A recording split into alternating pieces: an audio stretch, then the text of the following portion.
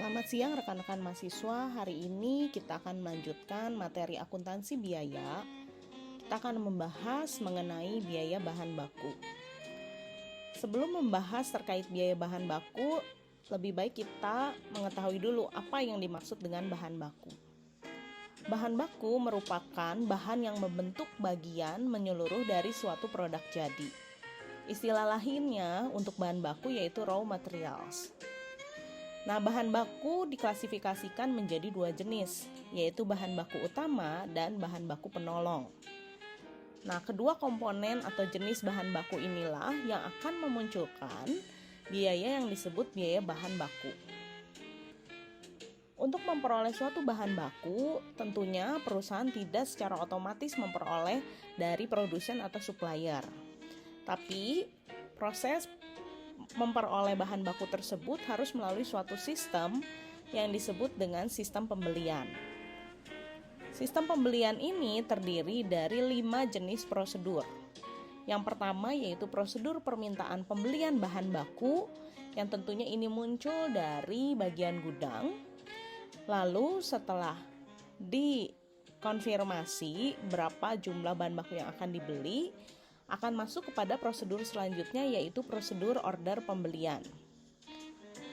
Setelah order pembelian dilakukan dan informasinya sampai kepada supplier, lalu supplier akan mengkonfirmasi berapa jumlah yang harus dibayarkan atas pemesanan bahan baku, maka prosedur selanjutnya yaitu perusahaan akan menerima bahan baku. Berikutnya, setelah bahan baku diterima, tentunya bagian gudang harus melakukan pencatatan atas bahan baku yang sudah diterima dan sudah sampai di gudang. Nah, setelah dicatat, barulah muncul prosedur yang terakhir yaitu pencatatan utang yang timbul dari pembelian bahan baku jika pembelian tersebut dilakukan secara kredit. Dasar pembebanan biaya pembelian tiap bagian yang terkait dalam pengadaan bahan baku. Nah, di sini ada beberapa bagian, yaitu yang pertama tentunya dari bagian pembelian. Apa yang mendasari beban atau biaya pembelian di bagian pembelian yaitu jumlah, frekuensi pembelian atau volume pembelian. Nah, untuk menghitung tarifnya bagaimana? Tarif pembebanannya yaitu tarif per transaksi pembelian atau tarif setiap jumlah harga faktur pembelian. Masuk ke bagian yang kedua yaitu bagian penerimaan. Setelah bahan baku dibeli dan sampai ke gudang, maka bagian yang menerimanya disebut bagian penerimaan. Dasar pembebanan di bagian penerimaan yaitu jumlah macam bahan yang diterima. Sedangkan tarif pembebanan biaya pembeliannya yaitu tarif per macam bahan baku yang diterima. Nah, tentunya setelah bahan baku diterima harus disimpan di gudang. Nah, bagian gudang akan dikenakan pembebanan berdasarkan jumlah macam bahan dan kuantitas atau nilai rupiahnya. Nah, untuk tarif pembebanan biaya pembeliannya berdasarkan per macam bahan, per meter kubik atau per nilai rupiah bahan baku yang disimpan di gudang. Nah, bagian yang berikutnya yaitu akuntansi persediaan. Dasar pembebanan di bagian akuntansi persediaan yaitu jumlah frekuensi pembelian. Sedangkan untuk tarifnya yaitu tarif per transaksi pembelian. Nah, di dalam menentukan harga pokok bahan baku, kita punya pilihan metode. Ya, yang pertama ada metode identifikasi khusus, ada metode FIFO atau masuk pertama keluar pertama, first in first out. Lalu ada metode LIFO atau last in first out, yaitu metode masuk terakhir keluar pertama. Ini berlaku untuk barang-barang yang diproses dengan teknologi atau berkaitan dengan teknologi terbaru. Maka dia akan masuk terakhir ke gudang dan akan keluar pertama meninggalkan gudang. Lalu ada moving average method atau metode rata-rata bergerak. Lalu ada metode biaya standar. Dan terakhir metode rata-rata produk bahan baku pada akhir bulan. Terkait dengan akuntansi biaya bahan baku, Kita akan lihat di sini ada jurnal pencatatan untuk setiap transaksi yang berkaitan dengan bahan baku. Yang pertama yaitu terkait dengan pembelian bahan baku. Jika dilakukan secara tunai, maka jurnalnya adalah pembelian atau persediaan bahan baku di debit dan di kredit adalah akun kas. Nah, cara mencari jumlah pembelian atau persediaan bahan baku adalah quantity dikali price atau jumlah bahan baku yang dibeli mungkin dalam satuan kilogram atau mungkin tadi meter kubik dan seterusnya dikalikan dengan price per kilogramnya. Nah, kalau pembelian bahan baku dilakukan secara kredit, maka yang membedakan adalah account di sisi kredit, yaitu kita munculkan akun utang. Jadi pembelian atau persediaan bahan baku di debit, utang di kredit. Cara menghitungnya masih sama, quantity kali price. Nah, berikutnya teman-teman, ketika bahan baku tersebut sudah dibeli, disimpan di gudang, tentunya dalam proses produksi bahannya akan digunakan kan. Nah, sehingga ketika produsen atau kita sebagai pembeli akan menggunakan bahan baku tersebut dalam proses produksi, maka jurnal yang harus kita catat adalah barang dalam proses di debit.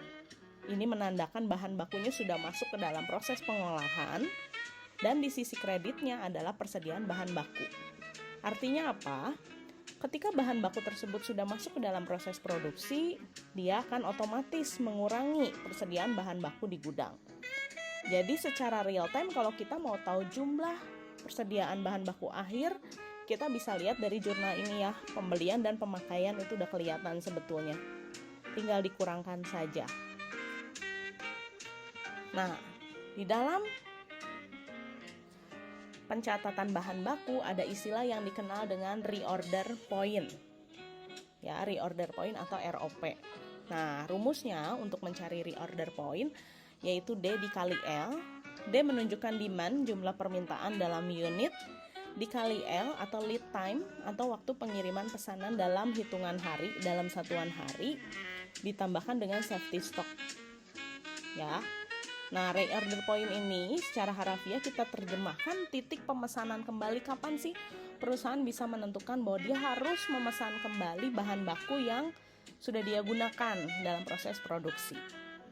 Untuk lebih jelasnya kita akan masuk kepada contoh.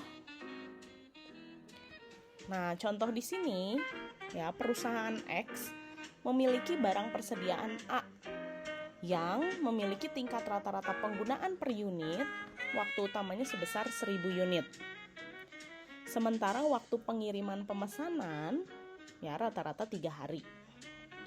Hitunglah reorder point atau titik pemesanan kembali barang tersebut jika safety stock atau jumlah aman, batas aman yang tersedia di gudang adalah sebanyak 3000 unit. Nah, kita masukkan ke dalam rumus ROP tadi ya, kita akan lihat. Diketahui D-nya adalah 1000 unit per hari, L atau lead time-nya 3 hari, safety stock 3000 unit. Maka ROP sama dengan D dikali L ditambah safety stock. Artinya 1000 dikali 3 ditambah 3000 safety stock. Maka titik ROP atau reorder point yang diperoleh adalah sebesar 6000 unit. Nah, ini cara bacanya bagaimana? Artinya pada saat jumlah item persediaan tersebut mencapai angka 6000 unit di gudang, maka bagian gudang diharapkan segera melakukan prosedur pemesanan kembali atas barang persediaan tersebut kepada bagian pembelian. Gitu ya. Nah, kalau ada pertanyaan, Bu, apakah reorder point setiap perusahaan berbeda? Betul, tentu berbeda-beda. Nah, tergantung dari apa? Tergantung dari penjualan juga. Ya, tingkat penjualan mungkin di masa pandemi seperti ini akan menurun gitu ya, sehingga angka reorder point-nya akan dinamis, bergerak dinamis mengikuti tren penjualan yang terjadi. Karena kan bahan baku ini digunakan untuk memproduksi produk yang pada akhirnya kita akan jual ke customer. Begitu. Kita lanjut ya. Nah, dalam membahas biaya bahan baku, kita pun akan membahas yang disebut dengan scrap materials atau yang disebut dengan sisa bahan. Apakah itu scrap materials? ya, yaitu bahan baku yang tersisa atau identik dengan yang disebut dengan bahan yang rusak. Nah, di dalam akuntansi biaya, bahan yang rusak tersebut perlu diperhitungkan ya, ada perlakuan akuntansinya. Nah, jika laku dijual dapat dianggap sebagai pengurang bahan baku atau sebagai pengurang BOP ya, biaya overhead pabrik dan other income. Tapi ketika bahan yang rusak tersebut tidak laku dijual, justru malah menimbulkan biaya pembuangan. Nah, ini perlakuannya gimana? Maka biaya tersebut akan dianggap sebagai kebalikan tadi ya. Jadi penambah biaya bahan baku dan penambah biaya overhead pabrik. Nah, contoh bahan yang tersisa ya, saya bicara berkaitan dengan pengalaman di pabrik tekstil. Waktu dulu di sana ada yang namanya kain perca, kain sisa. Gitu ya. Mungkin ada istilah kerusakannya kenapa kain itu diretur, ada yang namanya putus jarum atau putus benang. Jadi harusnya jahitannya rapi. Kalau kalian pakai baju, kalian bisa lihat ya, ketika jahitan itu rapi, nggak ada satupun yang ada celah bolong. Nah, ketika ada yang cacat seperti itu, kainnya dianggap sebagai bahan yang rusak. Nah, itu bisa dijual kembali. Kalau dijual kembali tentunya akan diakui sebagai other income misalnya. Keputusan perusahaan diakui sebagai other income, artinya bisa membiayai atau uangnya diputar lagi gitu untuk membiayai bahan-bahan yang lain. Ya, contohnya dijual kemana waktu itu? Dijual ke salah satu pabrik pensil yang mungkin pensilnya sangat kalian bisa gunakan gitu ya untuk menulis. Untuk apa kain-kain seperti itu dijual? Untuk membersihkan mesin-mesin pengisi pensil. Ada serbukan ya, kalau pensil kalian bisa lihat ada bahan tengahnya. Nah, itu sangat halus, harus dibersihkan dengan kain katun. Nah, daripada mereka beli kain yang bagus gitu ya, mahal-mahal, satu roll itu harganya dulu sekian ya, sekitar 100 ribuan, isi 25 kilo. Nah, sebaiknya mereka beli yang ini kita rekomendasikan, yaitu scrap materials. Seperti itu contohnya.